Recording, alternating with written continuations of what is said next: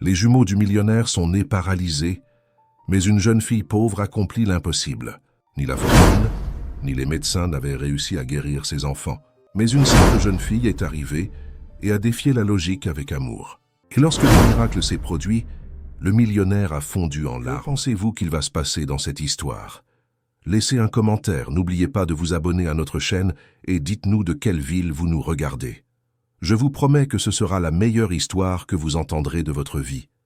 Auguste Moreau était le genre d'homme qui inspirait à la fois la crainte et l'admiration. À 62 ans, il portait sur son visage les marques de celui qui a remporté des batailles que peu oseraient affronter. Sa barbe, toujours impeccablement taillée, encadrait un visage austère, des yeux marrons qui semblaient voir au-delà des apparences et qui, pour cette raison même, intimidaient quiconque tentait de cacher des arrière-pensées. Ses cheveux grisonnants, coupés avec une précision militaire, complétaient l'image de discipline qu'il avait cultivée pendant des décennies. Né dans la banlieue de Paris, Auguste avait connu la faim avant même de savoir prononcer le mot. Fils d'une lavandière et d'un père disparu avant sa naissance, il a grandi en voyant sa mère, Madame Clarisse, se briser le dos sur les bacs de linge des autres pour s'assurer qu'il ait au moins un repas par jour. La baraque en bois où il vivait, dans un bidonville, sur les berges de la Seine, était inondée à chaque orage d'été. Auguste n'avait que 7 ans lorsqu'il a tout perdu pour la première fois. Le courant a emporté non seulement les quelques meubles et appareils électroménagers qu'ils possédaient, mais aussi les photographies, seule trace matérielle qu'ils avaient de moments heureux. Ce jour-là, en observant sa mère pleurer silencieusement au milieu des décombres, le garçon fit un serment silencieux. Il ne serait plus jamais victime des circonstances. À partir de ce moment, chaque centime qu'il parvenait à obtenir était gardé comme de l'or. Il vendait des bonbons au feu de circulation, ramassait des canettes, distribuait des prospectus. À l'adolescence, il travaillait déjà comme coursier le jour et étudiait le soir. Il ne dormait que 4 heures par nuit, une habitude qu'il a conservée toute sa vie. Son entrée à l'école de commerce fut le résultat de 3 années consécutives à tenter d'obtenir une bourse complète. Quand il l'obtint enfin, il transforma chaque cours en une occasion en or. Pendant que d'autres jeunes profitaient de la vie étudiante, Auguste montait de petites entreprises parallèles, investissait dans des actions modestes, créait des tableurs de croissance. À 25 ans, il possédait déjà sa première entreprise de logistique, obtenant des contrats avec de petits commerces du quartier. À 30 ans, il commandait déjà une flotte de 50 camions. À 40 ans, le groupe Moreau s'était étendu au secteur de l'immobilier, de la technologie et de l'agroalimentaire. Les magazines spécialisés adoraient raconter son histoire comme un exemple du classique « self-made man » français, le garçon pauvre qui a bâti un empire à partir de rien. Mais peu connaissaient le prix qu'Auguste avait payé pour son ascension. Les 2 mariages ratés, la distance avec les quelques amis d'enfance, les nuits blanches. Même sa mère, pour qui il avait fait tout cela, n'avait guère pu profiter du confort que son fils lui offrait. Madame Clarisse est décédée d'une crise cardiaque foudroyante quelques mois après avoir emménagé dans la maison haut de gamme qu'Auguste avait achetée spécialement pour elle. La solitude semblait être le prix inévitable du succès, jusqu'à ce qu'il rencontre Hélène.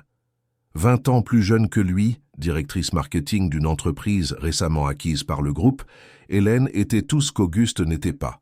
Spontanée, artiste, pleine d'idéaux sociaux. Leur mariage surprit tout le monde. En quelques mois de relation, elle réussit ce que personne n'avait réussi.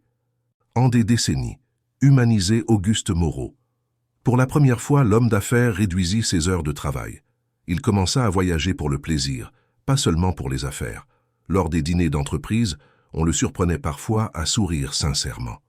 Quand Hélène tomba enceinte, Auguste ressentit quelque chose qu'il n'avait jamais expérimenté. La peur. Pas le genre de peur calculée qu'il ressentait en concluant de grosses affaires, mais une terreur primitive, viscérale. Et s'il ne savait pas être père? Et s'il répétait des erreurs qu'il ne savait même pas pouvoir commettre? Hélène, avec son calme habituel, lui tenait les mains et disait « Tu as bâti un empire à partir de rien. Élever un enfant avec amour est bien plus simple. » La nouvelle qu'ils attendaient des jumeaux arriva au 4e mois de grossesse, un garçon et une fille. Auguste commença immédiatement à planifier l'avenir de ses enfants comme il planifiait ses affaires. La chambre, décorée par les meilleurs designers du pays, avait 2 berceaux artisanaux, faits de bois précieux, avec des détails en or. Les vêtements, importés de boutiques exclusives de New York et Milan. Le pédiatre, diplômé de Harvard, fut engagé en exclusivité 6 mois avant l'accouchement.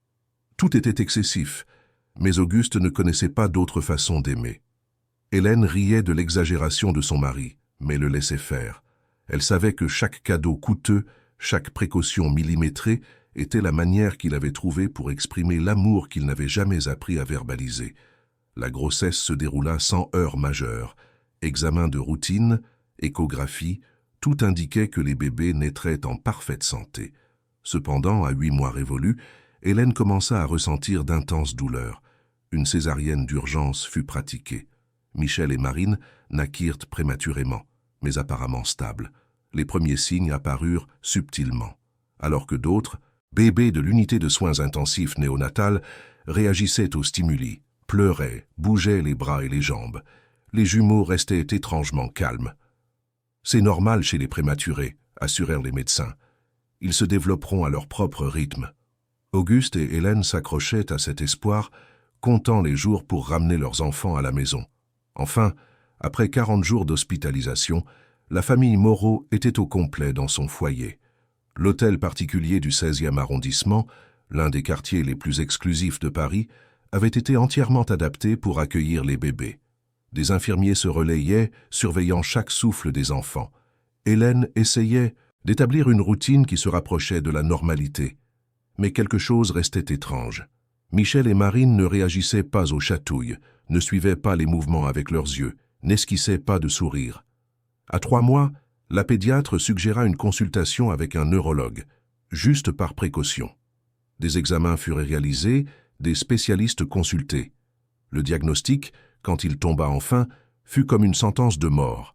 Syndrome d'enfermement congénital, une condition neurologique rarissime caractérisée par une paralysie quasi complète du corps, avec préservation de la conscience et des capacités cognitives.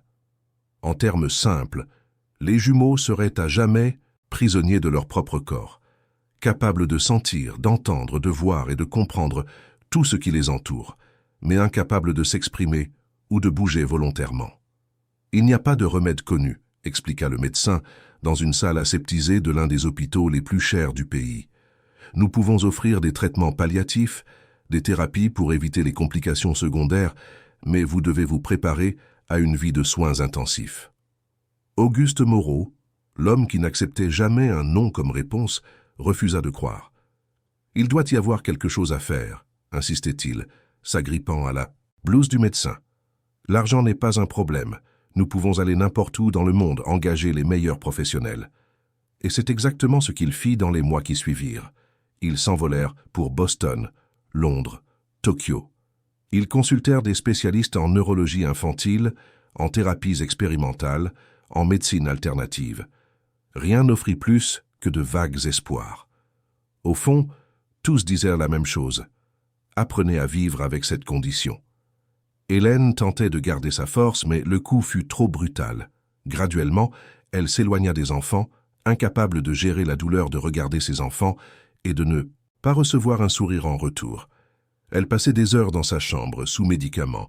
Auguste observait, impuissant, l'effondrement de son dernier pilier émotionnel. 6 mois après le diagnostic, Hélène demanda le divorce. « Je n'arrive plus à respirer dans cette maison », fut tout ce qu'elle dit avant de partir, laissant derrière elle non seulement son mari, mais aussi les enfants qui ne la connaîtraient jamais vraiment. Pour Auguste, ce fut le coup de grâce. L'homme qui avait toujours tout contrôlé se retrouvait complètement à la dérive. La culpabilité le rongeait. Peut-être était-ce une punition pour son ambition démesurée, pour avoir mis le travail au-dessus de tout pendant des décennies. Peut-être y avait-il un péché ancestral qui se payait à travers ses enfants. Des pensées irrationnelles s'emparèrent de son esprit, surtout pendant les nuits d'insomnie. Progressivement, il s'éloigna des affaires. Les réunions étaient annulées, les décisions reportées. Les actionnaires commencèrent à s'inquiéter. L'empire qu'il avait bâti commençait à présenter de petites fissures. Auguste s'en moquait. Il transféra son bureau à la maison, convertissant une des ailes de l'hôtel particulier en un centre médical de pointe. Il engagea une équipe permanente, infirmiers, kinésithérapeutes, orthophonistes, tous des professionnels renommés avec une expérience internationale. Tous froids et techniques, traitant Michel et Marine comme des cas cliniques, pas comme des enfants. La demeure, autrefois pensée pour être un foyer, se transforma en quelque chose entre un hôpital et une forteresse. Les fenêtres furent équipées de filtres spéciaux qui contrôlaient l'entrée de la lumière. L'air était purifié par des systèmes importés de Suisse. Chaque chambre avait des moniteurs connectés 24 heures sur 24, enregistrant les signes vitaux, la qualité de l'air, la température. Il n'y avait plus de couleurs vives, d'objets personnels, de chaleur humaine. Tout était blanc, gris, métallique. Au centre de ce système, parfaitement organisé mais dépourvu d'âme, se trouvaient Michel et Marine. À 2 ans, ils étaient comme de petites poupées de porcelaine, la peau blanche, presque translucide, les cheveux bruns, toujours impeccablement coiffés par les infirmières, les yeux, identiques à ceux d'Hélène, grands et expressifs, la seule partie de leur corps qui semblait réellement vivante. Ils restaient allongés dans des lits médicalisés, adaptés, entourés de machines qui surveillaient chaque battement de cœur, chaque respiration. Auguste passait des heures aux côtés de ses enfants. Il leur lisait des livres de commerce, des biographies de grands leaders, des nouvelles économiques, des thèmes qui lui étaient familiers, mais qui sonnaient absurdement déplacés dans ce contexte. Il ne savait pas raconter d'histoires pour enfants, faire des voix amusantes, chanter des berceuses. Pourtant, c'était sa façon d'être présent, d'essayer d'établir une sorte de connexion. Parfois, assis entre les 2 lits, il se permettait de pleurer silencieusement. Les larmes coulaient sur son visage vieilli, tandis qu'il observait ces 2 vies qu'il avait aidé à créer, mais qui restaient aussi lointaines que des étoiles. « Pardonnez-moi », murmurait-il, sans savoir si ses enfants pouvaient le comprendre. « Pardonnez-moi de ne pas pouvoir vous sauver. » C'est dans ce décor de désespoir contrôlé qu'arriva Louise Bernard. À 24 ans, venue de l'Auvergne, elle n'avait aucun des attributs qu'Auguste valorisait chez les professionnels. Elle n'avait pas de diplôme d'université renommée, ne parlait pas de langues étrangères, n'avait pas d'expérience dans les grandes métropoles. Elle fut embauchée presque par accident pour remplacer temporairement une des aides-soignantes qui était partie en congé maladie. Son CV ne montrait qu'un diplôme d'infirmière d'une modeste école de Clermont-Ferrand et 2 ans de bénévolat dans une institution pour enfants handicapés près de sa ville natale. Ce que le papier ne montrait pas, c'était son intuition. Aiguisée, son empathie naturelle et surtout, son refus d'accepter les limitations comme définitives. Le premier jour, elle reçut une liste détaillée de procédures à suivre avec les jumeaux. Horaires pour les médicaments, l'alimentation par sonde, la kinésithérapie passive, le changement de position pour éviter les escarres, une routine mécanique, calculée à la minute près. Louise écouta attentivement les instructions de l'infirmière en chef, Dr Martine Dubois, une femme d'une 50aine d'années, efficace et froide. « Le plus important est de maintenir la routine », souligna Dr Dubois. « Toute modification, aussi minime soit-elle, doit être signalée immédiatement. Monsieur Moreau ne tolère pas l'improvisation. » Louise acquiesça silencieusement, absorbant non seulement les mots mais aussi l'environnement alentour, l'absence de photos sur les murs, la lumière artificielle qui ne variait jamais d'intensité. Le silence oppressant, rompu seulement par les bips constants des machines. Quelque chose n'allait profondément pas dans cet endroit, et ce n'était pas seulement la condition des jumeaux. Son premier contact avec Michel et Marine eut lieu pendant le bain de l'après-midi. Elle observa comment l'aide-soignante exécutait la tâche, efficace, hygiénique et complètement dépourvue de chaleur humaine. Les enfants étaient manipulés comme des objets fragiles, non comme des êtres humains. Il n'y avait pas de conversation, de chansons, de jeux, juste le bruit de l'eau et des instructions occasionnelles échangées entre l'équipe. Quand vint son tour d'aider, Louise commença instinctivement à chanter. Une chanson simple que sa grand-mère chantait pendant son enfance en Auvergne.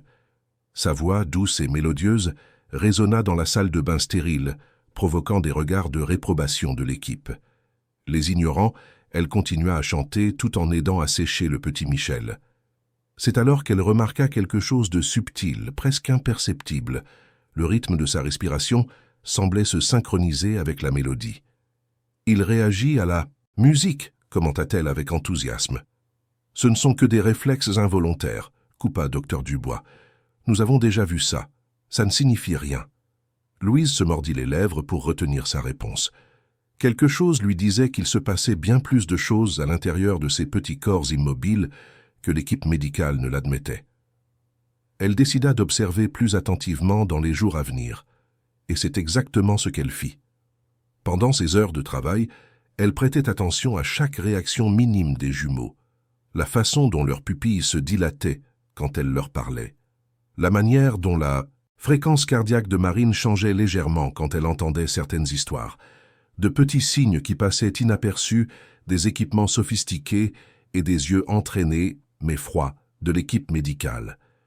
Peu à peu, elle commença à introduire de petits changements dans sa routine avec les enfants. Elle mettait des gouttes d'huiles essentielles sur ses mains avant de toucher leur visage pour qu'ils sentent des arômes différents. Elle murmurait des histoires tout en effectuant les procédures obligatoires. Pendant les exercices passifs, elle décrivait les mouvements qu'elle faisait, comme si elle apprenait aux jumeaux à danser. « Maintenant, nous allons plier le bras de Michel, comme s'il faisait signe pour dire bonjour, » disait-elle, avec une naturalité qui laissait croire que l'enfant pourrait réellement faire le mouvement par lui-même un jour. L'équipe la considérait comme excentrique, mais inoffensive. Auguste Moreau, les rares fois où ils se croisèrent dans les chambres des jumeaux, remarquait à peine sa présence. L'homme d'affaires ressemblait de plus en plus à une ombre de lui-même. Les cheveux, maintenant complètement blancs. Les vêtements, autrefois impeccables, souvent froissés. Les yeux opaques comme des vitres embuées.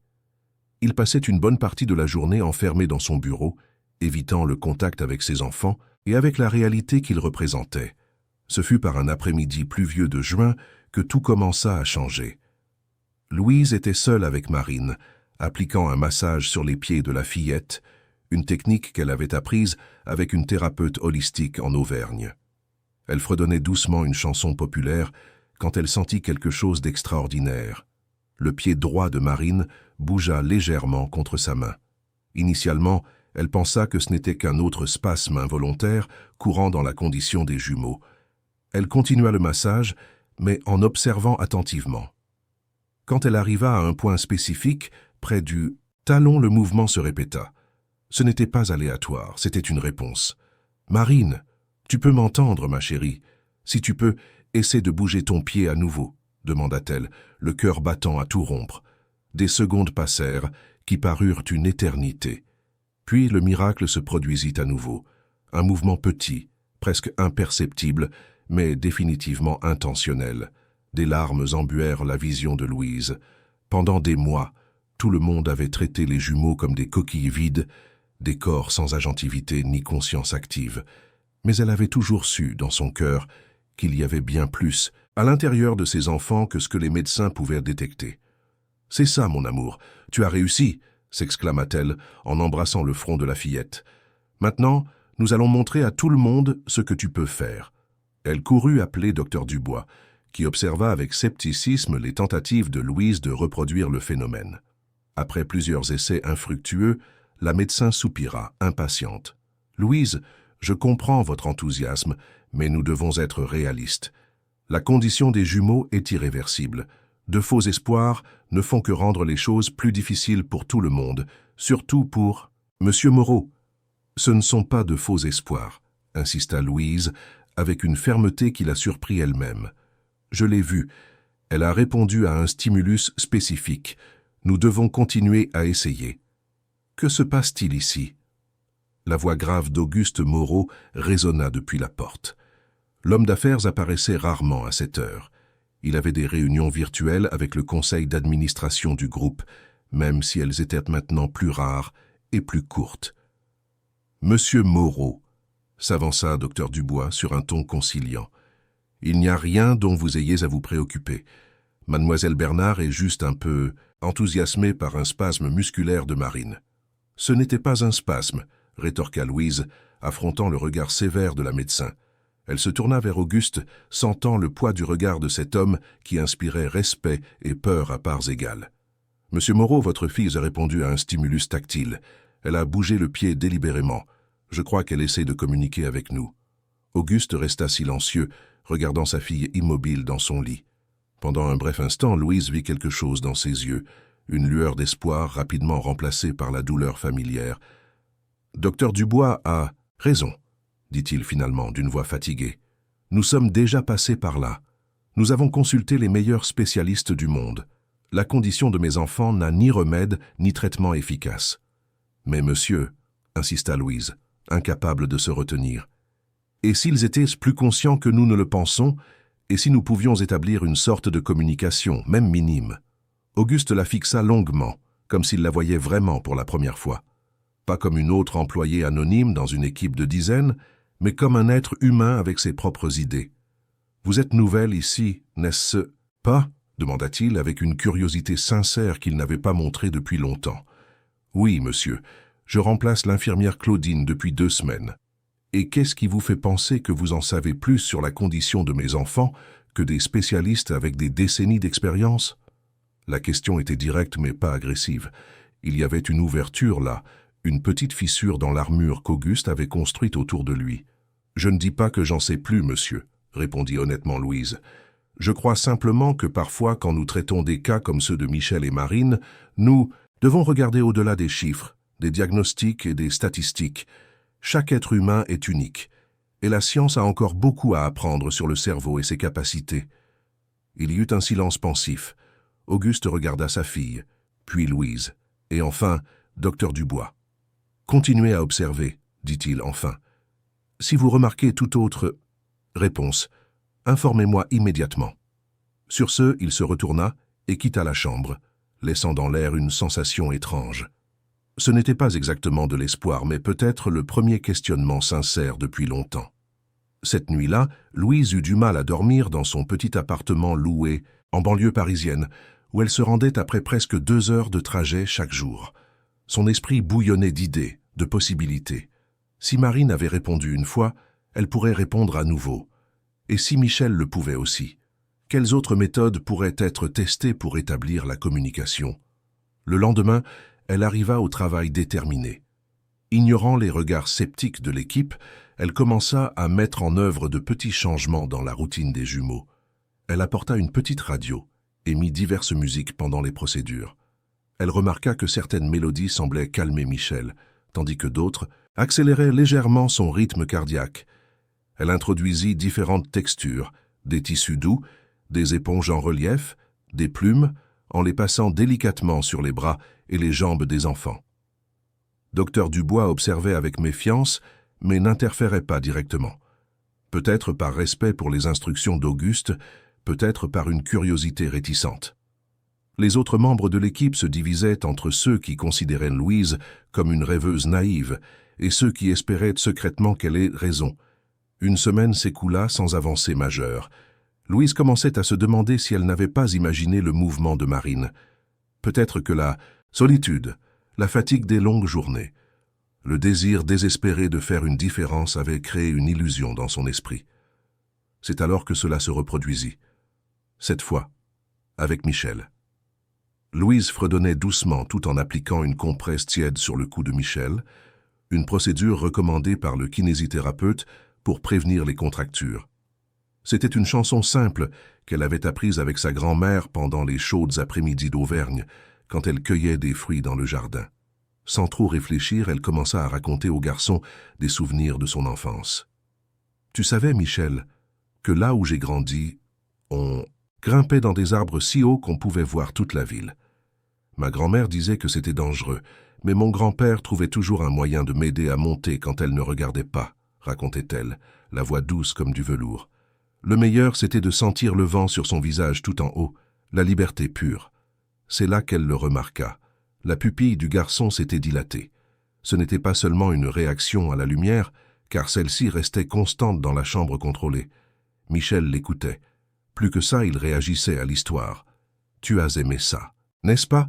L'histoire sur la liberté, » murmura-t-elle, s'approchant du visage du garçon. « Tu peux me dire oui? Peut-être? En clignant des yeux ?» Les secondes qui suivirent parurent une éternité. Louise observait, le cœur prêt à sortir de sa poitrine, les yeux du garçon. Et puis c'est arrivé. Un clignement lent, délibéré, complètement différent des clignements réflexes réguliers. « Tu as réussi !» s'exclama-t-elle, sans pouvoir retenir ses larmes. « Michel, tu es là-dedans, n'est-ce pas? Tu peux me comprendre. » Elle devait partager cela immédiatement. Contrairement à la fois précédente, elle n'irait pas directement voir Dr Dubois. L'infirmière en chef avait clairement exprimé son scepticisme. Elle décida que cette fois, elle irait directement voir Auguste Moreau. Après tout, il avait demandé à être informé de toute avancée. Elle trouva l'homme d'affaires dans son bureau, penché sur des rapports qu'il ne semblait pas vraiment lire. Elle frappa à la porte entr'ouverte, sentant un nœud dans son estomac. Elle n'avait jamais été là, sur le territoire privé de cet homme intimidant. « Monsieur Moreau, puis-je vous parler? C'est à propos de Michel. » Auguste leva les yeux, et Louise réalisa à quel point il avait vieilli ces dernières années. Plus que la soixantaine qu'il portait, il semblait avoir frôlé les 80 d'un seul coup. « Un problème avec mon fils ?» demanda-t-il, avec une préoccupation sincère qu'il laissait rarement transparaître. « Non, monsieur. En fait, c'est quelque chose de positif, quelque chose d'extraordinaire. » Louise prit une profonde inspiration et continua. « Michel a répondu à une de mes questions, par un clignement d'œil. » Auguste posa ses lunettes de lecture sur le bureau, lentement, comme s'il avait besoin de temps pour traiter cette information. « Un clignement d'œil? »« Oui, monsieur. Je lui racontais une histoire sur la liberté, sur le fait de grimper aux arbres quand j'étais enfant. J'ai remarqué que ses pupilles se sont dilatées. Alors je lui ai demandé s'il avait aimé, et je lui ai demandé de cligner des yeux si la réponse était oui. Et il a cligné, monsieur, de manière délibérée, par réflexe. » L'homme d'affaires resta silencieux un moment qui parut interminable. Puis il se leva avec une énergie qu'il n'avait pas montrée depuis longtemps. « Montrez-moi, » dit-il simplement. De retour dans la chambre, Louise sentit une pression énorme. Et si Michel ne répondait pas à nouveau? Et si tout n'était qu'une coïncidence, une projection de ses propres désirs? Auguste Moreau était là, debout à côté du lit de son fils, observant attentivement chaque détail. « Essayons à nouveau, » dit Louise, se penchant sur Michel. « Michel, tu te souviens de l'histoire que je t'ai racontée tout à l'heure, sur le fait de grimper aux arbres? Si tu t'en souviens, cligne une fois. » La pièce entière semblait s'être figée dans le temps. Auguste se penchait sur son fils, les yeux fixés sur les siens. Et puis, lentement et délibérément, Michel cligna des yeux. « Mon Dieu !» murmura Auguste, la voix étranglée par l'émotion. « Essayons une autre question, » continua. Louise, encouragée par le succès. « Michel, as-tu mal quelque part en ce moment? Cligne une fois pour oui, 2 fois pour non. » 2 lents clignements suivirent. « Veux-tu entendre une autre histoire? Un clignement pour oui, 2 pour non. » Un clignement clair. Auguste Moreau tomba à genoux à côté du lit de son fils. Quelque chose s'était brisé en lui, la barrière qui maintenait ses émotions sous contrôle depuis si longtemps. De grosses larmes coulaient sur son visage, tandis qu'il tenait la main immobile de Michel. « Mon fils, » murmurait-il entre 2 sanglots, « tu es là. Tu as toujours été là. » Louise recula discrètement, sentant qu'elle était témoin d'un moment trop intime. Mais avant qu'elle ne puisse quitter la pièce, elle sentit la main d'Auguste saisir son bras. « Comment le saviez-vous » demanda-t-il, les yeux rouges fixés sur les siens. « Comment avez-vous perçu ce qu'aucun spécialiste n'a réussi à voir en 2 ans ?» Louise sentit le poids de cette question. La réponse vint directement de son cœur. « Parce que j'ai regardé Michel et Marine comme des enfants, pas comme des cas cliniques. Peut-être que les médecins étaient tellement concentrés sur les limites de leurs conditions qu'ils ont oublié de chercher les possibilités. » La nouvelle se répandit rapidement dans la demeure. Dr Dubois, initialement sceptique, dut admettre qu'elle était témoin de quelque chose qui contredisait toutes ses attentes médicales. Elle organisa immédiatement une batterie de tests, mais avec une approche complètement différente, non plus pour confirmer des limitations, mais pour découvrir des capacités. Dans les jours qui suivirent, des schémas de communication simples mais cohérents furent établis. Un clignement pour oui, 2 pour non, des pupilles dilatées pour montrer de l'intérêt ou du plaisir, un rythme cardiaque accéléré pour indiquer l'agitation ou l'anxiété. C'était rudimentaire, mais révolutionnaire. Pour la première fois, Michel et Marine pouvaient exprimer même minimalement leurs états internes, leurs désirs, leurs préférences. On découvrit que Marine aimait particulièrement le son de la guitare, tandis que Michel préférait les histoires d'aventures et de découvertes. Tous deux détestaient le goût de l'un des médicaments, administrés par sonde, et pouvaient maintenant le communiquer. De petites victoires qui, pour la famille Moreau, signifiaient le monde entier. Auguste se transforma presque du jour au lendemain. L'apathie laissa place à une énergie fébrile. Il commença à faire des recherches sur les méthodes de communication alternatives pour les personnes atteintes de paralysie sévère. Il découvrit des technologies de suivi oculaire, des interfaces cerveau-machine, des applications spécialisées. Tout fut immédiatement acquis et adapté pour l'usage des jumeaux. La maison, autrefois un mausolée technologique, commença à prendre vie. Auguste ordonna que les rideaux soient ouverts, laissant entrer la lumière naturelle. Des couleurs furent introduites dans les pièces. De la musique commença à jouer dans les couloirs. Le parfum de fleurs fraîches remplaça l'odeur de désinfectant. Mais la plus grande transformation se produisit chez Auguste lui-même. L'homme qui avait toujours tout contrôlé autour de lui réalisa enfin qu'il y avait des choses que l'argent et le pouvoir ne pouvaient ni acheter ni contrôler. Et ironiquement, ce fut cette prise de conscience qui le libéra. Pour la première fois de sa vie, il se permit d'être guidé par quelqu'un d'autre, en l'occurrence Louise, avec sa sagesse intuitive et son cœur ouvert. « Je veux que vous preniez en charge la coordination des soins de Michel et Marine », lui dit-il, une semaine après la découverte. « Docteur Dubois restera responsable de la partie médicale, mais vous aurez l'autonomie pour mettre en œuvre vos idées de stimulation et de communication. » Louise sentit le poids de cette responsabilité. C'était des vies précieuses entre ses mains. « Monsieur Moreau, je vous remercie de votre confiance, mais je dois être honnête. Je n'ai pas de formation spécialisée pour cela. Tout ce que j'ai fait jusqu'à présent est basé sur l'intuition et les expériences que j'ai eues en tant que bénévole. » Auguste sourit, un sourire sincère qui n'avait pas visité son visage depuis longtemps. La formation peut s'acquérir. Des institutions renommées peuvent être engagées pour nous apporter un soutien théorique. Mais cette intuition que vous mentionnez, cette capacité à voir au-delà de l'évidence, cela ne s'enseigne pas. Et c'est exactement ce dont mes enfants ont besoin maintenant. Et ainsi, un nouveau chapitre commença dans la demeure des Moreau. Louise, désormais avec sa propre équipe et des ressources presque illimitées à sa disposition, mit en place un programme révolutionnaire de stimulation sensorielle et de communication alternative. Des spécialistes de France et de l'étranger furent consultés, mais toujours à la condition qu'ils respectent l'approche centrée sur l'humain qu'elle avait établie. La première grande avancée arriva 2 mois plus tard. Avec l'aide d'un dispositif de suivi oculaire connecté à un ordinateur spécialisé, Michel réussit à sélectionner des images sur un écran, démontrant ses préférences. C'est ainsi qu'ils découvrirent son intérêt pour l'astronomie. Des images de planètes, d'étoiles et de galaxies provoquaient des réactions visibles d'enthousiasme. Auguste transforma immédiatement le plafond de la chambre en une projection du ciel nocturne, qui changeait en fonction des constellations réelles du moment. Marine, de son côté, montra une sensibilité particulière pour les couleurs et les formes. En utilisant le même système de suivi, elle commença à sélectionner des combinaisons de couleurs qui formaient des motifs harmonieux.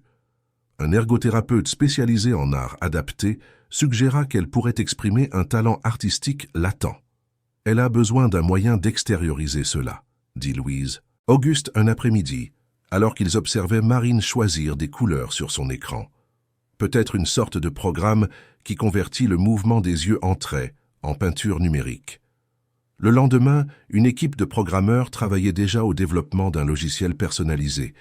Pendant ce temps, Auguste surprit tout le monde en ramenant à la maison un piano à queue.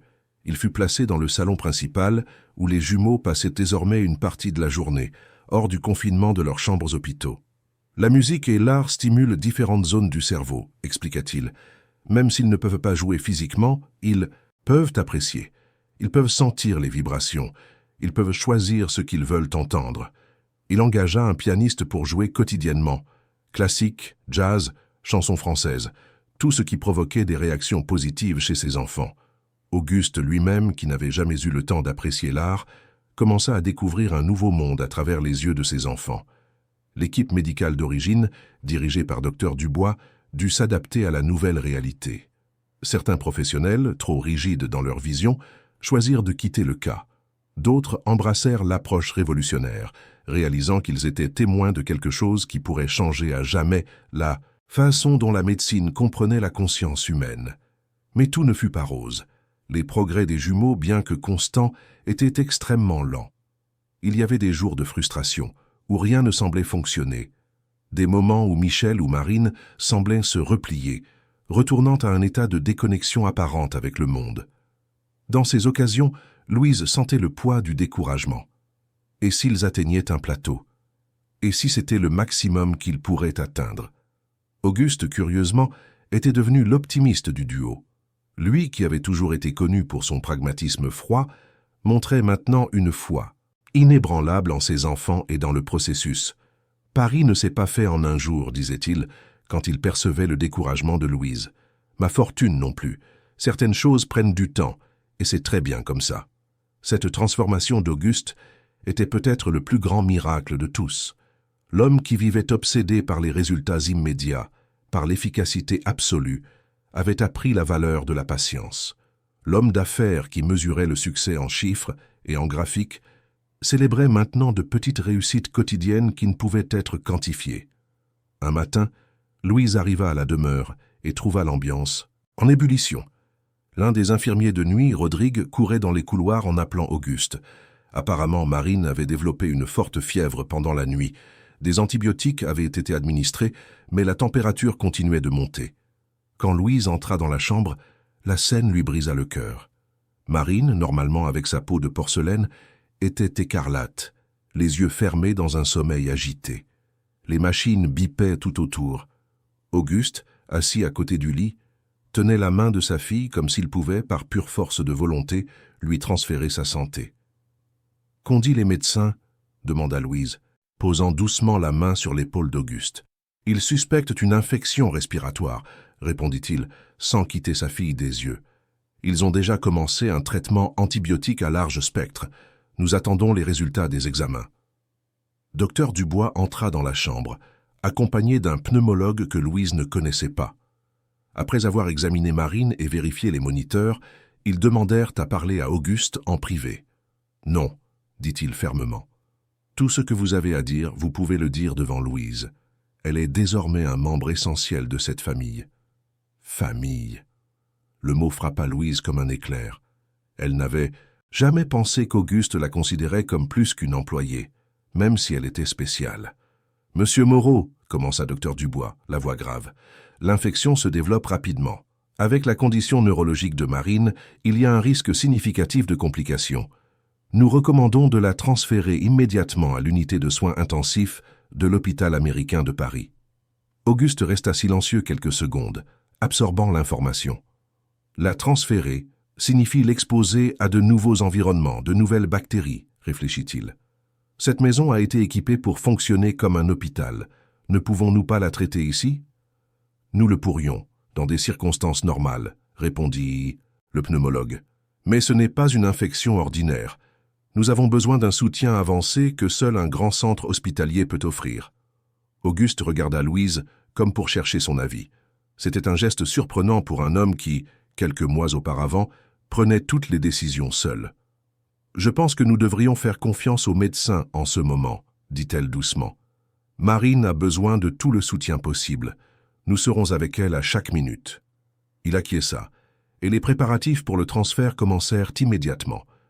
Une ambulance de soins intensifs mobile fut appelée, l'équipement fut vérifié, les documents signés. Pendant le processus, Michel commença à montrer des signes clairs d'agitation dans sa chambre. Le lien entre les jumeaux, bien que jamais verbalisé ou même scientifiquement prouvé, semblait réel. C'était comme s'il savait que quelque chose n'allait pas avec sa sœur. « Nous devons lui expliquer ce qui se passe », insista Louise. « Il mérite de savoir. » Elle s'assit à côté du lit de Michel et, utilisant le système de communication qu'ils avaient développé, expliqua la situation. Que Marine était malade, qu'elle devait aller à l'hôpital pour recevoir un traitement spécial, qu'elle reviendrait dès qu'elle irait mieux. « Veux-tu lui envoyer un message ?» Sur le moniteur connecté au système de suivi oculaire, Michel sélectionna plusieurs images à la suite. Une étoile, un cœur, une main tendue. Lumière, amour et force, interpréta Louise, les larmes aux yeux. C'est un beau message, Michel. Je le transmettrai à ta sœur. Marine fut transférée à l'hôpital américain de Paris en début d'après-midi. Une aile entière fut réservée pour son hospitalisation, garantissant l'intimité et un contrôle strict des infections. Auguste remua ciel et terre, comme il le faisait toujours quand c'était nécessaire, pour s'assurer que tout soit parfait. La différence, cette fois, était que ces exigences étaient tempérées de gentillesse et de respect pour les professionnels. Les jours qui suivirent furent d'une angoisse croissante. L'infection, identifiée comme une pneumonie bactérienne résistante, ne répondait pas aux antibiotiques conventionnels. La fièvre oscillait mais ne cédait pas complètement. L'imagerie montrait une atteinte croissante des poumons. Auguste s'installa pratiquement à l'hôpital, dormant sur un canapé dans la chambre de Marine. Louise se partageait entre l'hôpital et la demeure, où elle continuait à s'occuper de Michel, le tenant informé de l'état de sa sœur. La connexion entre les trois, Auguste, Michel et Marine, semblait plus forte que jamais, forgée dans le feu de l'adversité. C'est pendant cette période que Louise commença à remarquer quelque chose de curieux. Plus Michel passait de temps loin de sa sœur, plus il montrait des signes de repli. Les progrès en communication, si durement acquis, commençaient à régresser. C'était comme si, sans Marine, il perdait une partie de sa motivation à se connecter au monde. « Nous devons les réunir », dit-elle à Auguste lors d'une visite à l'hôpital. « Michel souffre de la séparation, et je suis sûr que Marine aussi. » Auguste se frotta les yeux fatigués. Il ne dormait pas correctement depuis des jours, vivant de café et de pure détermination. « Les médecins ne le recommandent pas, » répondit-il, la voix rauque. « Ils disent que Michel pourrait être exposé à la même infection, ou apporter de nouveaux pathogènes à Marine dont l'immunité est compromise. » Louise s'assit à côté de lui, observant Marine endormie, connectée à des tubes et des moniteurs. « Je comprends les risques médicaux, dit-elle doucement. Mais je vois aussi les risques émotionnels et psychologiques de cette séparation. Michel et Marine n'ont jamais été séparés depuis leur naissance. Ils communiquent de manière que nous ne comprenons pas pleinement. » Auguste considéra ces paroles quelques instants. « Que suggérez-vous exactement ?»« Une visite virtuelle pour commencer. Nous pouvons utiliser des tablettes avec un appel vidéo. Michel pourra voir Marine et elle pourra le voir. Ce n'est pas l'idéal, mais cela peut les aider tous les deux à se sentir à nouveau connectés. » Le lendemain, l'idée fut mise en pratique. À la demeure, Michel fut positionné de manière à avoir une vue claire de l'écran où l'image de Marine était transmise en temps réel. À l'hôpital, une tablette fut installée pour que Marine puisse voir son frère. La réaction fut immédiate et sans équivoque. Leur rythme cardiaque, qui avait été élevé ces derniers jours, commencèrent à se normaliser simultanément. Les expressions faciales, toujours si subtiles sur ces visages presque immobiles, semblaient plus sereines. C'était comme si un circuit vital, temporairement interrompu, avait été reconnecté. Dr Dubois, qui suivait les signes vitaux de Marine, ne put cacher sa surprise. « C'est remarquable », commenta-t-elle, en observant les moniteurs. « Il n'y a pas d'explication médicale conventionnelle pour cela. C'est presque comme s'ils se guérissaient mutuellement, » compléta Auguste, avec une lueur renouvelée dans les yeux. L'appel vidéo, initialement prévu pour ne durer que quelques minutes, s'étendit sur des heures. Marine, qui avait été fiévreuse et agitée, semblait plus calme. Michel, de l'autre côté de la ville, montrait plus de vivacité dans les yeux que les jours précédents. À partir de là, les appels devinrent partie intégrante de la routine. 3 fois par jour, les jumeaux se rencontraient virtuellement. L'équipe médicale, initialement sceptique, ne pouvait nier les effets positifs. L'évolution clinique de Marine commença à s'améliorer, lentement mais sûrement. L'infection, auparavant résistante, commençait à céder aux médicaments. C'est comme si elle avait trouvé une raison de se battre, commenta l'un des médecins lors de la visite du matin. La volonté de vivre est un facteur crucial dans toute guérison. Louise sourit sans rien dire. Il y avait des choses que la science ne pouvait pas encore expliquer complètement. Des connexions qui transcendèrent le physique, qui ne pouvaient être mesurées par des machines ou décrites dans des dossiers médicaux. 1 semaine après le premier appel vidéo, Marine était suffisamment stable pour sortir de l'hôpital. L'infection avait été maîtrisée, bien qu'elle nécessitât encore des antibiotiques et une surveillance rigoureuse. Auguste, qui des semaines auparavant aurait insisté pour prolonger l'hospitalisation par précaution, comprenait maintenant l'importance de réunir physiquement ses enfants. Le retour à la demeure fut célébré avec une simplicité émouvante. Louise avait décoré le couloir principal avec des ballons colorés, une surprise pour Marine, qui avait toujours montré une fascination pour les couleurs vives. Auguste, dans un geste qui surprit tout le monde, avait passé la matinée dans le jardin cueillant personnellement des fleurs pour la chambre de sa fille. Quand l'ambulance se gara enfin à l'entrée de la propriété, tout le monde retint son souffle. Auguste, qui attendait à la porte, faisait les 100 pas, aussi anxieux qu'un jeune père. Après tant de protocoles médicaux, de vérifications de sécurité et de formalités administratives, Marine entra enfin dans la maison, transportée dans son lit médicalisé spécial. Les retrouvailles avec Michel furent planifiées dans la salle de musique, désormais le cœur de la maison. C'était la pièce la plus vaste et la plus aérée, avec des baies vitrées offrant une vue sur le jardin impeccablement entretenu. Le piano à queue, silencieux ces derniers jours, était prêt à rejouer. Quand Michel fut amené dans la pièce, ses yeux cherchèrent immédiatement sa sœur. Même avec ses limitations physiques, il était impossible de ne pas remarquer l'intensité de ce regard. Marine, encore pâle de son hospitalisation, semblait avoir retrouvé une nouvelle vie. Ses pupilles se dilatèrent en voyant son frère, et pour la première fois depuis le début de la maladie, des larmes coulèrent sur son visage. Auguste, observant la scène, ne put non plus contenir son émotion. Cet homme, qui commandait autrefois des empires financiers avec la froideur d'un général, pleurait maintenant ouvertement, les mains tremblantes tenant simultanément celles de ses enfants.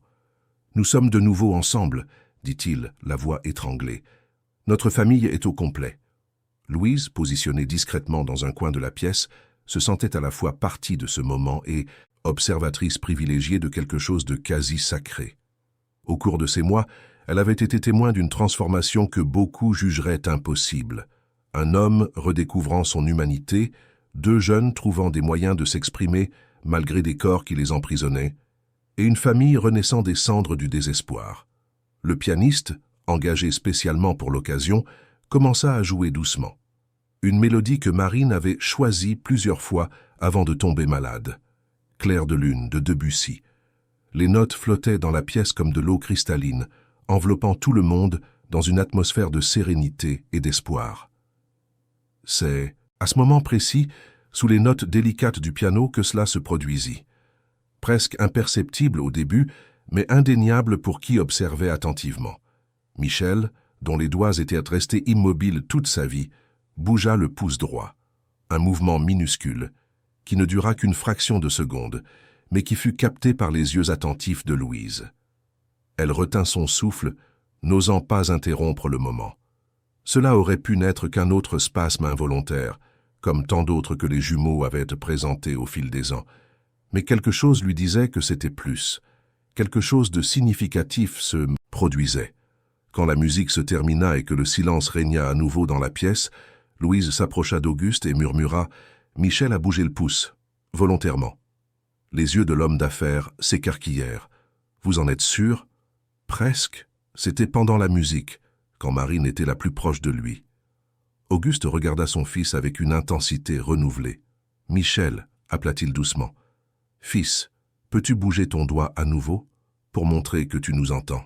La pièce entière était en suspens. Les secondes s'étiraient, et puis, comme une réponse à une prière, le pouce de Michel bougea. À nouveau. Cette fois, il n'y avait aucun doute. C'était un mouvement intentionnel, délibéré. « Mon Dieu !» murmura Auguste, tombant à genoux à côté de son fils. « Tu y arrives, Michel. Tu trouves un chemin. » L'équipe médicale fut immédiatement appelée. Docteur Dubois, qui avait déjà été témoin de tant de miracles dans la demeure Moreau ces derniers mois, examina Michel avec méticulosité. Des tests de réponse musculaire, qui avaient auparavant donné des résultats complètement négatifs, montrèrent maintenant une activité minimale mais mesurable dans les muscles de la main droite. « Je ne veux pas créer de faux espoirs, » dit la médecin, avec une prudence professionnelle. « Mais il se passe quelque chose ici qui défie nos prévisions antérieures. Michel démontre un contrôle volontaire sur un groupe musculaire qui, selon tous les examens, ne devrait pas répondre aux commandes cérébrales. » « Qu'est-ce que cela signifie exactement ?» demanda Auguste, essayant de contrôler l'espoir qui grandissait dans sa poitrine. Cela signifie que nous devons réévaluer complètement notre compréhension de la condition des jumeaux. Il se peut que les voies neuronales trouvent des chemins alternatifs, ou peut-être que la condition n'est pas aussi irréversible que nous le pensions initialement. Louise, qui suivait la conversation, ne pouvait s'empêcher de sourire. Depuis le premier jour, elle avait cru que les jumeaux étaient plus que leur diagnostic, plus que des statistiques médicales. Maintenant, elle avait la première preuve concrète qu'elle avait raison. « Nous devons intensifier la stimulation sensorielle », suggéra-t-elle, sans pouvoir contenir son enthousiasme. Peut-être que la musique a été le déclencheur pour Michel, et si nous essayions différents stimuli combinés, musique, couleurs, arômes, textures, Dr Dubois, qui aurait autrefois rejeté de telles suggestions comme fantaisiste, acquiesça maintenant pensivement. Ça vaut la peine d'essayer. En fait, je vais demander une nouvelle batterie complète d'examens. Peut-être assistons-nous à un cas qui changera la littérature médicale sur les syndromes neurologiques rares. Dans les jours qui suivirent, la demeure Moreau se transforma en un laboratoire de possibilités. Des spécialistes en neuroplasticité furent consultés. Des ergothérapeutes développèrent des protocoles personnalisés. Des musiciens de différents styles se produisirent dans le salon, cherchant à découvrir quelle sonorité provoquait les plus grandes réactions chez les jumeaux. Michel continua à montrer des progrès avec le mouvement de son pouce. Lentement, il réussit à développer un système de communication rudimentaire, un mouvement pour oui, deux pour non. C'était limité, mais révolutionnaire pour quelqu'un qui dépendait auparavant exclusivement du mouvement des yeux pour s'exprimer. Marine, inspirée par les avancées de son frère, commença également à montrer des signes de progrès. Lors d'une séance de stimulation avec des lumières colorées, ses lèvres bougèrent légèrement, comme si elle essayait de sourire.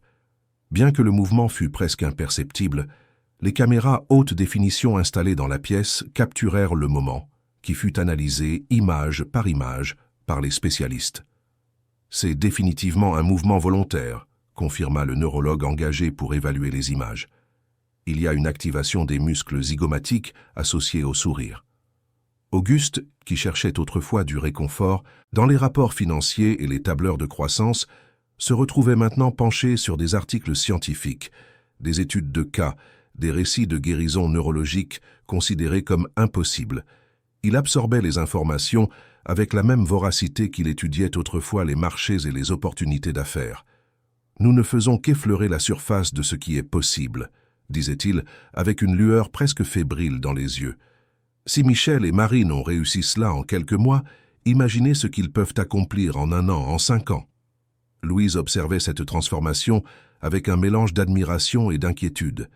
Admiration pour la façon dont Auguste s'était réinventé, transformant son obstination d'homme d'affaires en dévouement paternel. Inquiétude, car elle craignait que des attentes excessives ne mènent à des déceptions dévastatrices. « Nous devons célébrer chaque petite victoire », rappelait-elle gentiment à Auguste, lors de leur conversation nocturne sur la terrasse. « Mais nous devons aussi accepter qu'il y aura des limites, des reculs, des jours difficiles. »« Je le sais, » répondait-il, avec un sourire fatigué. « Mais vois-tu, Louise, pendant 2 ans, j'ai vécu dans l'obscurité la plus totale. J'ai cru que mes enfants étaient perdus pour toujours, à l'intérieur de corps qui ne répondaient pas. Maintenant, je sais qu'ils sont là, luttant pour se connecter, pour s'exprimer. Comment pourrais-je ne pas m'enthousiasmer pour chaque signe minime de progrès? Et ainsi, entre petites victoires et frustrations occasionnelles, la vie suivait son cours dans la demeure Moreau.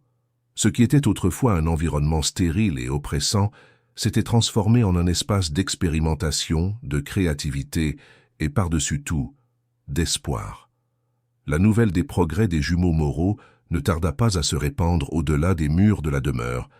La France avait toujours été fascinée par les histoires de dépassement de soi, et celle-ci semblait tout droit sortie d'un scénario, de film, Le puissant homme d'affaires, ses enfants atteints d'une condition considérée comme irréversible, et l'humble soignante qui avait vu des possibilités là où des spécialistes renommés ne voyaient que des limites. Ce fut le neurologue engagé par Auguste, le docteur Raphaël Bonnet, qui suggéra le premier de documenter formellement le cas. Ce qui se passe ici est scientifiquement pertinent, argumenta-t-il lors d'une réunion avec l'équipe pluridisciplinaire qui s'occupait désormais des jumeaux. Cela pourrait offrir de l'espoir et de nouvelles voies de traitement à d'autres familles confrontées à des conditions similaires. Auguste, qui avait toute sa vie chéri son intimité et sa discrétion, résista initialement à l'idée. « Mes enfants ne sont pas des cobayes de laboratoire », répondit-il sèchement. La simple suggestion d'exposer Michel et Marine au regard du public le mettait profondément mal à l'aise. Des années d'expérience dans le monde des affaires lui avaient appris que la visibilité s'accompagnait souvent de vulnérabilité. Ce fut Louise qui le fit finalement reconsidérer. « Je comprends ton instinct de protéger les jumeaux », dit-elle, lors d'une de leurs promenades dans le jardin. Une nouvelle habitude qu'ils avaient développée, des moments volés à la journée pour discuter loin des pressions et de la routine intense de la maison. Mais pense à toutes les familles qui souffrent en ce moment, croyant qu'il n'y a aucun espoir pour leurs enfants. Auguste observa le ciel, où des nuages sombres se formaient, annonçant la pluie. « Je ne veux pas créer de faux espoirs, » répondit-il finalement. « Nous ne savons pas jusqu'où Michel et Marine peuvent aller. Si nous partageons cette histoire et qu'ensuite ils atteignent un plateau, ou pire, régressent. » Louise toucha légèrement son bras, un geste qui, des mois auparavant, aurait été impensable étant donné la distance professionnelle que l'homme d'affaires avait toujours maintenue avec tout son entourage. Peut-être que le plus grand cadeau que Michel et Marine puissent faire au monde est justement celui-ci, la notion que les diagnostics ne sont pas des sentences définitives, qu'il y a toujours de la place pour l'espoir, même si les résultats varient d'une personne à l'autre. Auguste considéra ces paroles pendant de longs moments. Il y avait là une vérité indéniable. Qui était-il pour empêcher d'autres parents de trouver la même lueur d'espoir qui avait transformé son existence? Finalement, il accepta la documentation du cas, mais à des conditions strictes. Aucune exposition médiatique sensationnaliste, seulement des rapports scientifiques rigoureux, évalués par des pairs, publiés dans des revues spécialisées.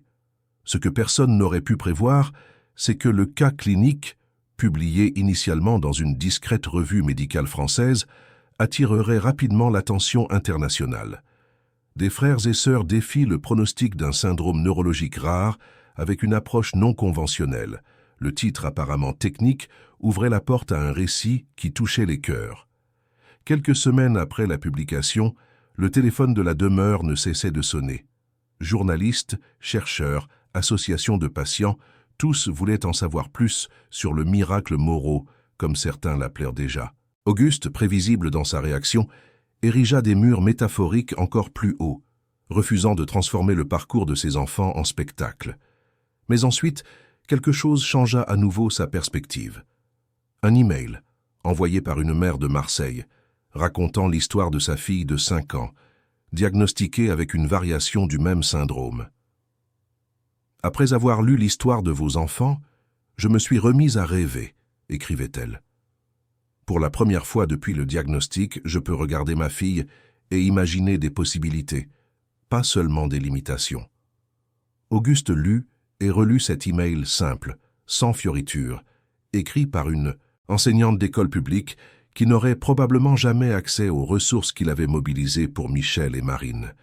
Il y avait une humanité brute dans ces mots qui le toucha profondément. Le soir même, après de longues heures de réflexion, il appela Louise pour une conversation dans son bureau. « Je veux créer une fondation », annonça-t-il, sans préambule. « Un centre de recherche et de traitement pour les enfants atteints de syndromes neurologiques rares. Je veux mettre à disposition les méthodes que nous avons développées ici, adaptées à différentes réalités sociales et économiques. » Louise ne put cacher le sourire qui illumina son visage. « C'est une idée merveilleuse, Auguste. Tu en seras la directrice exécutive, continua-t-il, comme s'il avait déjà tout planifié mentalement. Personne ne comprend mieux la philosophie derrière ce que nous avons fait ici. Personne n'a plus d'intuition et de sensibilité pour guider ce projet. » Elle sentit le poids de cette proposition. « Je n'ai pas la formation pour ça. Je n'ai jamais rien géré de plus qu'une petite équipe de bénévoles en Auvergne. » Auguste sourit, ce sourire rare qui transformait complètement son visage austère. « Et je n'ai jamais été père avant d'avoir Michel et Marine. Certaines choses s'apprennent en les faisant. » Cette conversation marqua le début d'une nouvelle phase, non seulement pour les jumeaux, mais pour tous ceux qui les entouraient. La fondation Moreau commença à prendre forme, d'abord dans les plans architecturaux d'un bâtiment entièrement adapté à Boulogne-Billancourt, puis dans les consultations avec des spécialistes en gestion d'organisation à but non lucratif, et enfin dans la sélection minutieuse des premiers professionnels. Pendant ce temps, à la demeure, la routine de stimulation et de communication avec Michel et Marine continuait d'évoluer. Le mouvement du pouce de Michel lui permettait désormais d'actionner un interrupteur adapté, contrôlant tout, de la sélection de la musique à la navigation sur des systèmes de communication plus sophistiqués sur sa tablette. Marine, de son côté, avait développé un contrôle plus fin des mouvements oculaires, créant grâce au suivi visuel des peintures numériques impressionnantes, qui exprimaient une sensibilité artistique inattendue. Ce fut lors d'une séance de musicothérapie que la prochaine grande avancée se produisit. Le pianiste engagé par Auguste, maître Claude, un homme de 70 ans passé aux cheveux blancs toujours en désordre, menait un travail sensoriel avec les jumeaux, explorant différents timbres et vibrations. Il positionnait les instruments près des corps de Michel et Marine, leur permettant de sentir les réverbérations directement. Cet après-midi-là, il avait apporté un violoncelle. L'instrument, avec ses fréquences graves et ses vibrations intenses, semblait produire un effet particulièrement fort sur Marine. Ses pupilles se dilataient visiblement lorsque l'archet glissait sur les cordes les plus graves. « Elle aime ça », commenta Louise, qui accompagnait toujours les séances. « Regarde comme ses yeux brillent. » Maître Claude, avec la sagesse de celui qui a passé sa vie à se connecter aux gens par la musique, acquiesça et continua de jouer, positionnant maintenant l'instrument de manière à ce qu'une partie de celui-ci touche légèrement le bras de Marine. C'est alors que quelque chose d'extraordinaire se produisit. Marine émit un son. Ce n'était pas un gémissement réflexe, comme ceux qui s'échappaient occasionnellement de sa gorge lors de procédures inconfortables. C'était une note, soutenue, qui semblait essayer d'accompagner le ton grave du violoncelle. La pièce entière se figea. Louise et le maître échangèrent des regards stupéfaits. Il n'était pas possible, selon tous les diagnostics, que Marine ait un contrôle volontaire sur ses cordes vocales. « Continuez à jouer », murmura Louise, craignant de briser la magie du moment. Le maître reprit la mélodie, maintenant encore plus douce et attentive. Et de nouveau de manière hésitante mais indéniable, Marine émit un son qui accompagnait la note de l'instrument. Auguste, qui était en visioconférence avec de potentiels partenaires pour la fondation, fut immédiatement appelé. Quand il entra dans la pièce et fut témoin du phénomène par lui-même, ses yeux s'emplirent de larmes. « Elle chante », dit-il, la voix étranglée par l'émotion. « Ma fille chante. » Les spécialistes furent perplexes. Il n'y avait aucune explication médicale conventionnelle à ce développement soudain. Des examens supplémentaires furent effectués, révélant une activité cérébrale intensifiée dans les zones associées au traitement musical pendant les sessions avec le violoncelle. « C'est comme si la musique créait de nouvelles voies neuronales », expliqua le docteur Raphaël, en étudiant les résultats des examens. Comme si le cerveau de Marine trouvait des itinéraires alternatifs pour s'exprimer. Cette avancée inattendue inspira l'équipe à intensifier encore plus les approches non conventionnelles. Si Marine pouvait émettre des sons en réponse à la musique, quels autres potentiels inexplorés existaient? Quelles autres portes pouvaient être ouvertes? Le cas, désormais suivi par des chercheurs de diverses universités, dont Harvard, Oxford et la Sorbonne, commençait à gagner encore plus de crédibilité scientifique. Ce qui aurait pu initialement être écarté comme une coïncidence ou une interprétation excessivement optimiste était maintenant documenté, mesuré, analysé. Alors que l'attention extérieure sur le cas augmentait, quelque chose de plus subtil et tout aussi transformateur se produisait à l'intérieur de la demeure Moreau. La relation entre Auguste et Louise, initialement strictement professionnelle, puis évoluant vers un partenariat basé sur le respect mutuel, commençait à acquérir des nuances plus complexes. Ce n'était pas seulement l'admiration qu'Auguste ressentait pour l'intuition et le dévouement de Louise, ni seulement la gratitude qu'elle ressentait pour lui d'avoir fait confiance à ses méthodes non conventionnelles. C'était quelque chose de plus profond, que ni l'un ni l'autre n'était prêt à nommer, encore moins à discuter ouvertement. Il y avait les petits moments, les tasses de café partagées au milieu des nuits blanches, quand tous deux s'inquiétaient trop des progrès des jumeaux pour dormir. Les promenades dans le jardin, initialement à des fins pratiques de discussion, qui devenaient de plus en plus longues et personnelles. les mains qui se touchaient occasionnellement en ajustant l'équipement ou en positionnant les jumeaux et qui restaient connectés une seconde de plus que nécessaire. L'équipe le remarquait, les regards échangés, le ton de la voix qui changeait subtilement quand l'un parlait à l'autre, la façon dont ils semblaient être capables de communiquer sans mots. Mais personne n'osait commenter. Il y avait un respect unanime pour l'espace émotionnel dont Auguste et Louise avaient besoin. Ce fut Michel qui, de manière inattendue, aborda le sujet.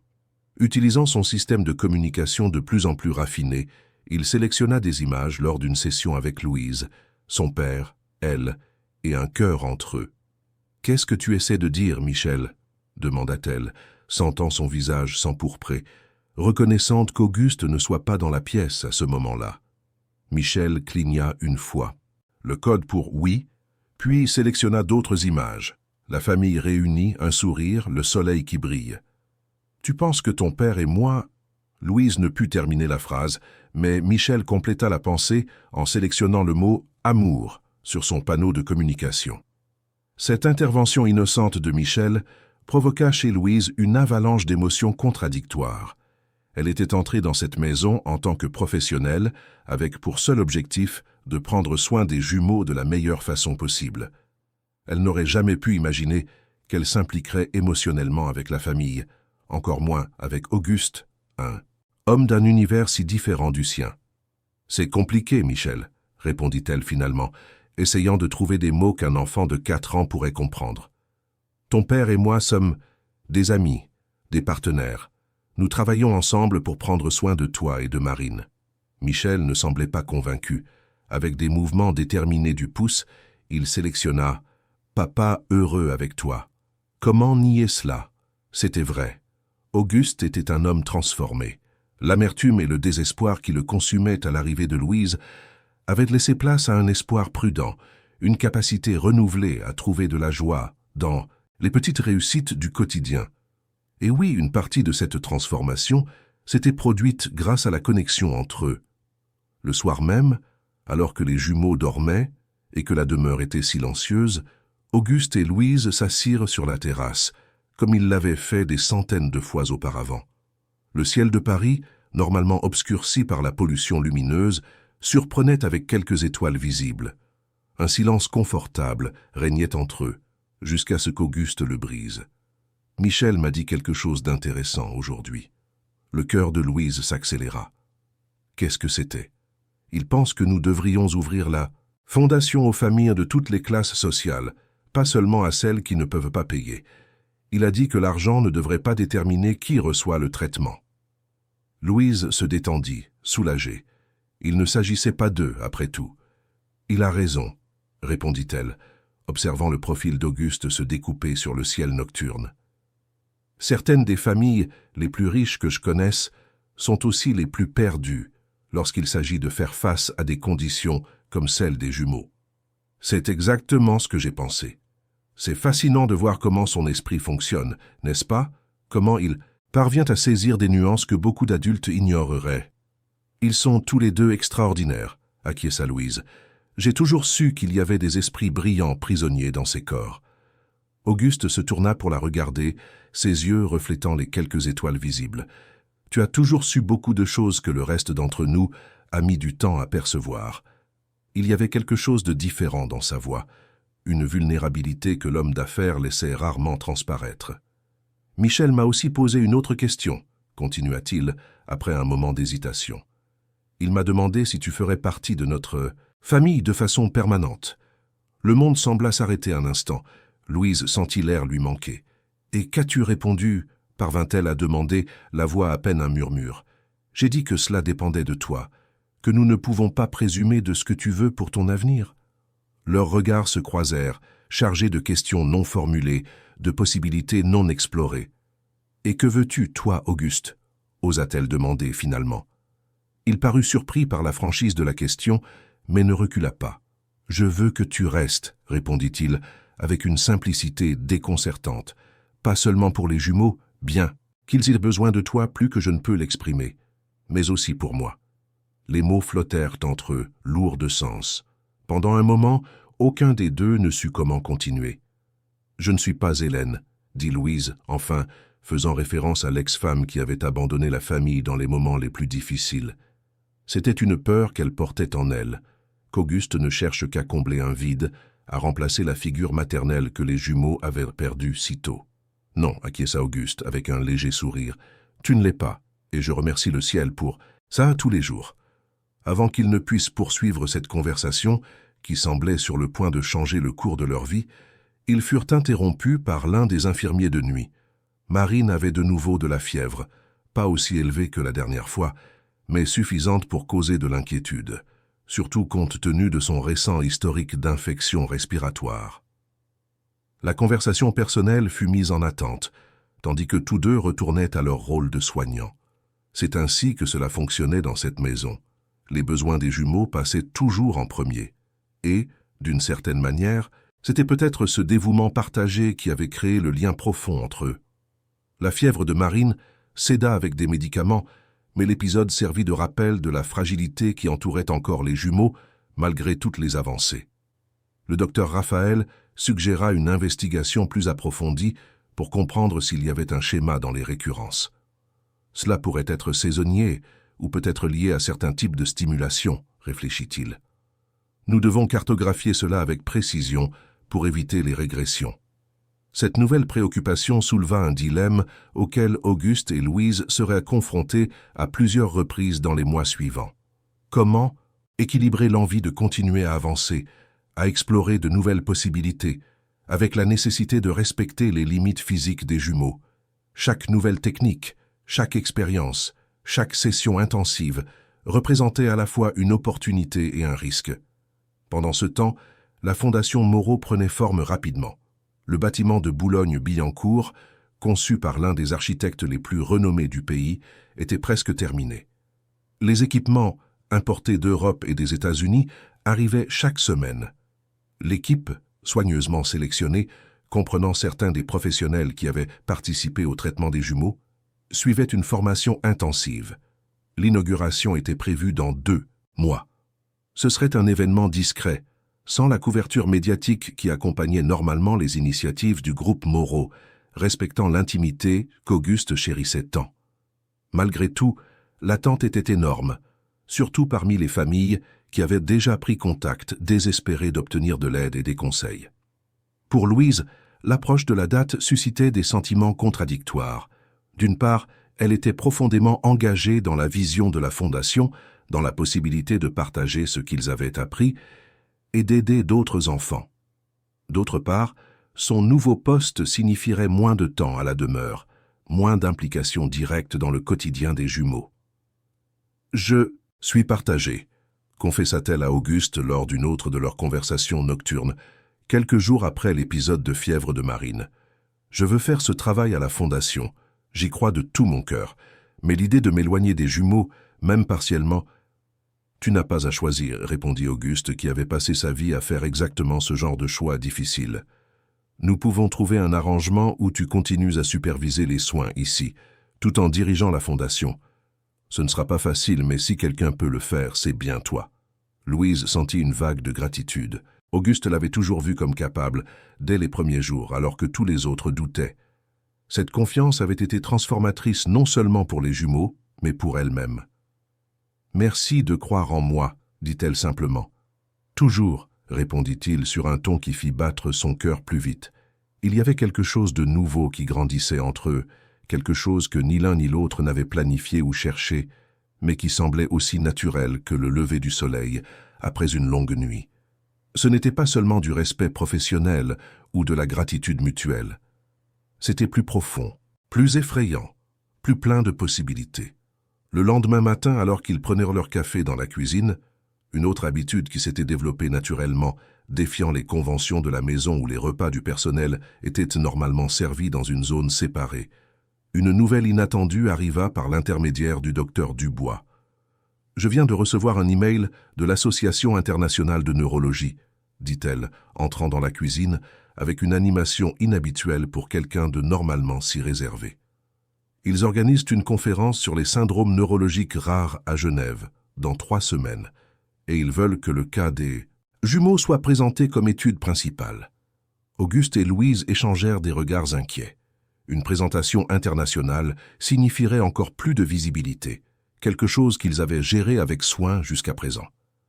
La présence de Michel et Marine ne serait pas nécessaire, s'empressa de préciser Dr Dubois, lisant l'hésitation sur leur visage. Seulement des données cliniques, des résultats d'examen, la documentation des progrès, c'est une occasion unique de valider scientifiquement ce que nous avons accompli ici, d'influencer les protocoles de traitement au niveau mondial. Louise pouvait voir le conflit dans les yeux d'Auguste. L'homme qui avait toujours cherché le contrôle absolu se trouvait maintenant face à des choix où aucune option n'offrait de certitude. « Qui présenterait le cas ?» demanda-t-il finalement. « Idéalement, l'équipe principale », répondit Dr Dubois. « Le docteur Raphaël, moi, et bien sûr Louise. Elle est une pièce maîtresse de cette histoire. » Auguste acquiesça lentement, traitant l'information. « Je dois y réfléchir, » dit-il, enfin. « Consultez aussi Michel et Marine. Ils ont le droit de donner leur avis sur la manière dont leur histoire est partagée. » C'était une réponse qui résumait parfaitement la transformation d'Auguste Moreau. L'homme qui prenait autrefois des décisions unilatérales, qui impactaient des milliers d'employés sans sourciller, consultait maintenant ses enfants de 4 ans sur quelque chose d'aussi important que la diffusion de leur cas médical. L'après-midi même, en utilisant les systèmes de communication adaptés, Michel et Marine furent informés de la conférence et consultés sur leurs souhaits. La réponse vint sans hésitation. Tous deux voulaient que leur histoire soit partagée, qu'elle aide d'autres enfants.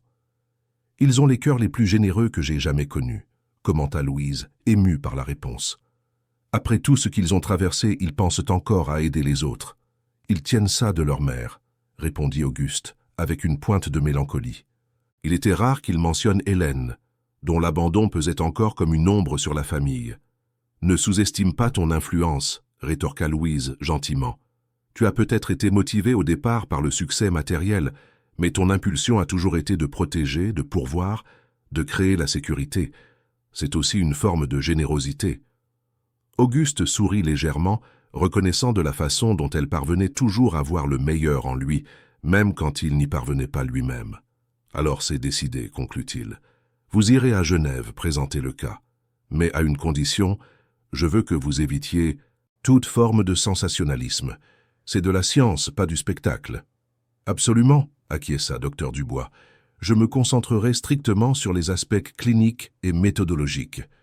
Et je veillerai à ce que la composante humaine ne soit pas perdue, » compléta Louise. « Que Michel et Marine soient présentés comme des personnes, pas comme des cas. » Les préparatifs pour la conférence commencèrent immédiatement. Les données furent compilées, les présentations préparées, la documentation organisée. Pendant ce temps, la routine de soins et de stimulation des jumeaux continuait, avec un accent particulier sur les capacités vocales de Marine et le contrôle moteur progressif de Michel. Ce fut lors d'une de ces sessions régulières que Marine surprit à nouveau tout le monde. Maître Claude jouait du violoncelle comme d'habitude, et Marine l'accompagnait de ses sons vocaux, maintenant avec plus de contrôle et de variation tonale. Mais cette fois, quelque chose de différent se produisit. Au milieu des sons musicaux, surgit quelque chose qui ressemblait sans équivoque à un mot. « Papa ». La pièce entière se figea. Le maître arrêta de jouer, l'archet suspendu en l'air. Louise, qui supervisait la session, écarquilla les yeux, choquée. « Vous avez entendu ça ?» demanda-t-elle au maître, craignant que son esprit n'ait créé ce qu'elle désirait tant entendre. « Oui », confirma-t-il tout aussi stupéfait. « C'était un mot. »« Marine » appela Louise, s'approchant de la fillette. « Tu as dit quelque chose, ma chérie ?» Les yeux de Marine brillaient d'une intensité rare, même pour elle. Ses lèvres bougèrent à nouveau, avec un effort visible, et le même son émergea. « Papa ». Il n'y avait plus de doute maintenant. C'était un mot, le premier mot de Marine. « Auguste doit entendre ça, » dit Louise, prenant déjà le téléphone pour l'appeler. Il était en réunion au siège du groupe, la première en D. Moi à laquelle il assistait en personne, préparant la transition de ses responsabilités pour se consacrer davantage à la fondation. Quand il reçut l'appel, il n'hésita pas une seconde. « J'arrive », fut tout ce qu'il dit avant de raccrocher, laissant cadre et avocat perplexes dans la salle de réunion. En attendant son arrivée, Louise et le maître continuèrent de stimuler Marine, jouant doucement et lui demandant si elle voulait dire autre chose. La fillette semblait concentrée, comme si elle rassemblait ses forces pour un effort monumental. Quand Auguste entra enfin en courant dans la pièce, le visage rouge de celui qui avait monté les escaliers au lieu d'attendre l'ascenseur, Marine fixa immédiatement les yeux sur lui. Et puis, avec une clarté surprenante pour quelqu'un qui n'avait jamais parlé auparavant, elle dit à nouveau « Papa ». Auguste tomba à genoux à côté de sa fille, les larmes coulant librement sur son visage. « Oui, mon amour », répondit-il, la voix étranglée par l'émotion. « Je suis là. Ton papa est là. » Le premier mot de Marine provoqua une révolution dans la demeure Moreau. Des orthophonistes furent immédiatement consultés. De nouveaux équipements acquis, des protocoles de stimulation vocale développés. Si elle avait réussi à dire « papa », quels autres mots pourraient émerger? Quelles histoires attendèrent d'être racontées par cette voix nouvellement découverte? Le progrès, comme toujours, ne fut pas linéaire. Des jours passaient sans que Marine ne parvienne à répéter l'exploit. La frustration était visible dans ses yeux expressifs, des fenêtres sur un esprit qui comprenait bien plus qu'il ne pouvait exprimer. Louise et Auguste rappelaient constamment à l'équipe que la patience était essentielle, que chaque petite victoire méritait d'être célébrée, quel que soit le temps qui les séparait. « Nous redécouvrons la valeur du temps ici », commenta Auguste un soir, alors que lui et Louise passaient en revue les rapports de la journée dans la bibliothèque de la demeure. Moi qui ai passé ma vie à courir contre la montre, à conclure des affaires dans des délais impossibles, j'apprends maintenant que certaines des réalisations les plus importantes peuvent prendre des semaines, des mois, voire des années. Louise sourit, observant comment la lumière de la lampe adoucissait les rides d'inquiétude qui marquaient autrefois en permanence le visage de l'homme d'affaires. C'est une autre façon de mesurer le succès, n'est-ce pas? Complètement différente, acquiesça-t-il. Avant, je mesurais le succès en chiffres, bénéfices, acquisitions, valeurs, boursières. Maintenant, c'est un mot, un mouvement, un sourire. La conversation fut interrompue par le système de communication de la maison. Michel appelait. Développé spécialement pour les jumeaux, le système permettait à Michel, d'un mouvement de pouce, de déclencher une alerte dans n'importe quelle pièce de la demeure, demandant de l'aide ou de la compagnie. Quand ils arrivèrent dans la chambre du garçon, ils le trouvèrent agité. Les moniteurs affichaient un rythme cardiaque accéléré, une respiration irrégulière. Ses yeux, toujours expressifs, communiquaient une urgence que Louise reconnut immédiatement. « Il veut nous montrer quelque chose », dit-elle en s'approchant du lit. « Michel, mon chéri, qu'y a-t-il? Tu peux utiliser le communicateur. » Le pouce de Michel se déplaça avec détermination sur le dispositif adapté. Sur l'écran, une séquence d'images apparut. Marine, une bouche, un soleil levant. « Tu penses que ta sœur va reparler demain ?» interpréta Louise, habituée au système de communication pictographique qu'ils avaient développé. Un clignement. « Oui. »« Comment le sais-tu » demanda Auguste, toujours émerveillé par la connexion mystérieuse que partageaient les jumeaux. Michel sélectionna un symbole qu'ils avaient créé récemment. Un fil reliant deux cœurs. C'était ainsi qu'il se référait au lien spécial avec Marine, quelque chose que la science ne pouvait pas encore expliquer complètement, mais qui se manifestait dans des moments comme celui-ci. Le lendemain matin, exactement comme Michel l'avait anticipé, Marine parla de nouveau. Cette fois, ce ne fut pas seulement papa, mais aussi Marty, sa tentative de dire Michel. Deux mots chargés de sens, les personnes les plus importantes dans son petit univers. Cet épisode conforta une intuition que Louise avait depuis longtemps. Les jumeaux possédaient une forme de communication entre eux qui transcendait les méthodes conventionnelles. Ce n'était pas de la télépathie, comme le suggérerait plus tard. Certains titres sensationnalistes, mais une sensibilité aiguë au moindre changement de l'un chez l'autre. Des micro-expressions, des changements subtils dans la respiration, la dilatation des pupilles, des signes qui passeraient inaperçus pour la plupart, mais qui pour eux, prisonniers de corps limités et dotés de sens extrêmement développés, communiquaient des mondes entiers. La conférence de Genève approchait à grands pas. Louise, le docteur Raphaël et le docteur Dubois travaillaient intensément à la préparation de la présentation, déterminés à transmettre non seulement les aspects scientifiques du cas, mais aussi sa dimension humaine. Des heures étaient consacrées à discuter de la meilleure façon de présenter les vidéos des progrès des jumeaux, les graphiques montrant l'évolution de leurs capacités, les témoignages de l'équipe. Une semaine avant le voyage, Auguste surprit tout le monde par une annonce. « Je viens avec vous à Genève. » Le docteur Dubois ne cacha pas sa surprise. « Vous êtes sûr, monsieur Moreau, je pensais que vous préfériez éviter l'exposition publique dans ce cas. »« Et je le préfère toujours, » répondit-il, avec une sérénité qui contrastait avec l'image de l'homme d'affaires impitoyable qu'il avait été un jour. « Je n'ai pas l'intention de participer à la présentation ou de donner des interviews. Mais ce cas, cette histoire concerne ma famille, et une famille doit rester unie dans les moments importants. » Ce qu'Auguste ne dit pas, mais que Louise comprit immédiatement, c'est qu'il ne voulait pas qu'elle affronte ce moment seule. La présentation devant un parterre de spécialistes internationaux serait intimidante, surtout pour quelqu'un sans formation académique formelle dans le domaine. Il serait là, au premier rang, comme un soutien silencieux. « Et les jumeaux ?» demanda Louise, préoccupée par la logistique de les laisser pendant près d'une semaine. « Nous en avons parlé, » répondit Auguste, faisant référence à la consultation qu'il avait eue avec Michel et Marine via leur système de communication. Ils comprennent l'importance de la conférence et ont accepté de rester sous la garde de l'équipe. Mais j'ai fait une promesse. À notre retour, nous commencerons à planifier des voyages avec eux. Il est temps d'élargir leurs horizons au-delà des murs de cette demeure. Dans les jours précédant le voyage, un climat d'attente s'installa dans la maison. Pour l'équipe médicale, c'était l'occasion d'une validation scientifique, d'une reconnaissance par les pairs. Pour Auguste, cela représentait la possibilité que le parcours de sa famille puisse réellement faire une différence dans la vie d'autres enfants atteints de conditions similaires. Pour Louise, c'était une chance de montrer au monde que l'intuition et la sensibilité avaient leur place dans la science, que les soins centrés sur l'humain pouvaient transformer les pronostics.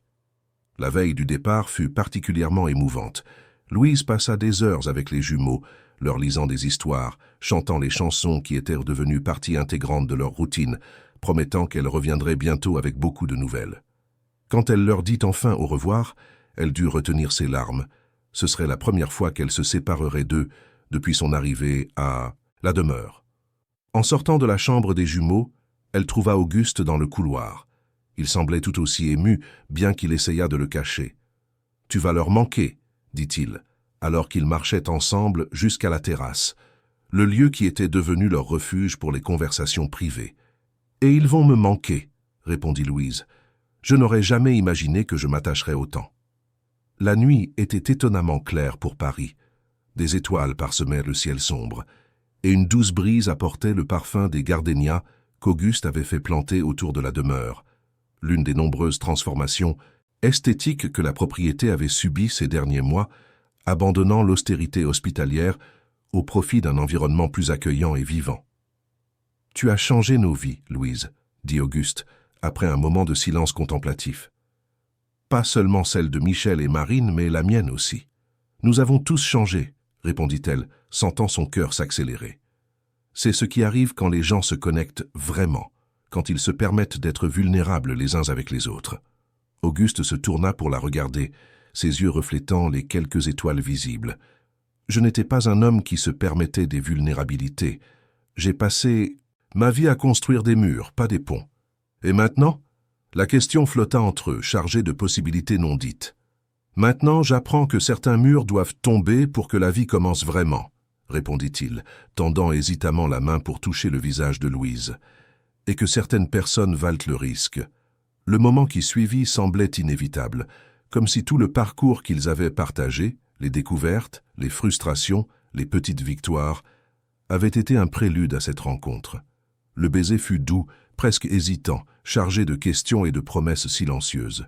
Quand ils s'écartèrent, tous, deux savaient que quelque chose de fondamental avait changé. Ils n'étaient en plus seulement des collègues unis par une mission commune. Ils étaient deux personnes qui avaient trouvé, au milieu du chaos et de la douleur, une connexion qui transcendait les définitions simples. « Je t'aime », dit Auguste, avec la simplicité de celui qui trouve enfin les mots pour une vérité qu'il connaissait depuis longtemps. Et j'ai peur de ça. Peur que ce soit trop compliqué, que les différences entre nos mondes soient trop grandes. Louise sourit, reconnaissant ses propres insécurités reflétées dans ses mots. « J'ai les mêmes peurs, admit-elle, mais je suis aussi sûre d'une chose. Ce que nous avons construit ici, non seulement entre nous, mais avec Michel et Marine, est rare et précieux. Ça vaut la peine de se battre pour ça. » Cette nuit-là, sous les étoiles de Paris, ils scellèrent un engagement silencieux d'explorer ensemble ce nouveau territoire, avec le même courage et la même patience qu'ils avaient consacré aux jumeaux. Le voyage à Genève marqua le début d'une nouvelle phase. La présentation du cas à la conférence internationale fut accueillie avec un mélange d'admiration et de scepticisme sain, exactement ce qu'ils attendaient de la communauté scientifique. Des questions difficiles furent posées, des méthodologies remises en question, des hypothèses alternatives proposées. Mais la rigueur de la documentation, combinée aux vidéos impressionnantes montrant l'évolution des jumeaux, conquit même les plus sceptiques. Le véritable impact, cependant, vint après la présentation formelle. Des dizaines de familles de divers pays, confrontées à des défis similaires, contactèrent l'équipe. Des histoires furent partagées, des larmes versées, des espoirs renouvelés. Ce qui avait commencé comme un cas clinique unique se transformait rapidement en un mouvement mondial. Auguste, qui avait initialement prévu de rester en coulisses, se retrouva de plus en plus impliqué. Son expérience d'homme d'affaires, combinée à sa nouvelle perspective de père d'enfants aux besoins spéciaux, offrait une vision unique sur la manière de structurer et d'étendre des initiatives comme la Fondation Moreau. « Nous ne faisons qu'effleurer la surface de ce qui est possible », dit-il à Louise, alors qu'il survolait l'Atlantique au retour. « Nous devons voir plus grand. Pas seulement un centre en France, mais un réseau international. Partage de connaissances, protocoles standardisés, technologies accessibles. » Louise sourit, reconnaissant le vieil Auguste entrepreneur émergé, mais maintenant avec un but complètement renouvelé. « Une chose à la fois », lui rappela-t-elle gentiment. « D'abord, nous devons retourner auprès des jumeaux, ensuite inaugurer la fondation. Puis nous pourrons conquérir le monde. » Il rit, lui tenant la main. « Tu as raison, comme toujours. Mais il est difficile de ne pas rêver grand quand j'ai enfin trouvé quelque chose qui en vaille vraiment la peine. » Le retour à Paris fut marqué par une surprise émouvante. Michel et Marine, avec l'aide intensive de l'équipe et motivés par la promesse de revoir Auguste et Louise, avaient fait des progrès remarquables pendant leur absence. Michel avait réussi à augmenter significativement le contrôle de sa main droite, parvenant maintenant à bouger non seulement le pouce, mais aussi l'index. Marine, de son côté, avait élargi son vocabulaire à 5 mots. Papa, mi pour Michel, lu pour Louise, oui et non. L'inauguration de la Fondation Moreau eut lieu 2 semaines après leur retour de Genève. Ce fut un événement discret, comme le souhaitait Auguste, mais chargé d'émotions. Les premiers patients, 10 enfants atteints de diverses conditions neurologiques rares, commenceraient leur traitement la semaine suivante. Chaque famille avait été soigneusement sélectionnée, représentant différentes réalités socio-économiques, régions du pays et stades de la maladie. Michel et Marine, bien qu'ils ne pussent être physiquement présents à la cérémonie en raison de leurs limitations, y participèrent via un système de visioconférence spécialement installé. Quand Auguste, dans son bref discours, remercia ses enfants de nous avoir enseigné à tous le vrai sens du courage et de la persévérance, les larmes dans les yeux des jumeaux furent visibles de tous les présents. Dans les mois qui suivirent, la vie à la demeure Moreau trouva un nouveau rythme. Auguste partageait son temps entre l'administration de la Fondation, ses responsabilités réduites au sein du groupe et surtout les moments avec ses enfants. Louise, désormais officiellement directrice des méthodologies thérapeutiques de la Fondation, continuait de superviser personnellement le développement des jumeaux, en plus de former des équipes pour s'occuper d'autres enfants. Leur relation s'épanouit lentement, avec le soin de ceux qui savent qu'ils construisent quelque chose de précieux. Il y avait des défis, naturellement. Le monde d'Auguste, avec ses responsabilités d'entreprise, sa richesse, son historique de relations ratées, semblait parfois à des galaxies de distance de la simplicité et de l'authenticité qui caractérisaient Louise. Mais à chaque obstacle, à chaque moment de doute, ils se tournèrent vers les jumeaux comme source d'inspiration. Si Michel et Marine parvenaient, jour après jour, à trouver des moyens de surmonter des limitations qui semblaient insurmontables, comment pouvaient-ils se rendre face à des difficultés moindres? 1 an après l'arrivée de Louise à la demeure, une célébration spéciale fut organisée. Non seulement pour marquer l'anniversaire de ce changement qui avait transformé tant de vies, mais aussi pour commémorer une étape importante. Marine allait pour la première fois présenter publiquement une de ses peintures numériques. L'exposition, organisée dans une galerie du quartier du Marais à Paris, réunit des critiques d'art, la presse spécialisée, les familles des patients de la Fondation et, bien sûr, toute l'équipe qui avait accompagné le parcours des jumeaux. Le transport de Marine et Michel pour l'événement fut soigneusement planifié, avec tout l'équipement médical nécessaire pour garantir leur confort et leur sécurité pendant les quelques heures passées hors de la maison. Quand les portes de la galerie s'ouvrirent enfin, les invités furent accueillis par une collection impressionnante de 20 œuvres numériques, toutes créées par Marine en utilisant uniquement le mouvement de ses yeux et plus récemment de légers mouvements de la tête. Les images, abstraites mais profondément émouvantes, exploraient les thèmes de la connexion, de la transformation et de la liberté. Les critiques commentèrent l'usage inhabituellement sophistiqué des couleurs et la profondeur émotionnelle transmise à travers des formes apparemment simples. Au centre de l'exposition, sur un piédestal spécial, se trouvait l'œuvre la plus percutante. Un portrait stylisé de 4 figures entrelacées, représentant clairement Michel, Marine, Auguste et Louise. Au-dessus d'eux, un ciel étoilé s'ouvrait, symbolisant des possibilités infinies. Le titre de l'œuvre, choisi par Marine via son système de communication, « Famille choisie ». Pendant l'événement, Michel surprit tout le monde en réussissant, avec un effort visible mais une détermination inébranlable, à lever légèrement son bras droit, un mouvement que les médecins avaient considéré comme impossible quelques mois auparavant. Le geste apparemment simple pour la plupart des gens représentait pour lui une réussite monumentale. Il pointait vers l'œuvre de sa sœur, exprimant son soutien et son admiration de la manière la plus éloquente possible.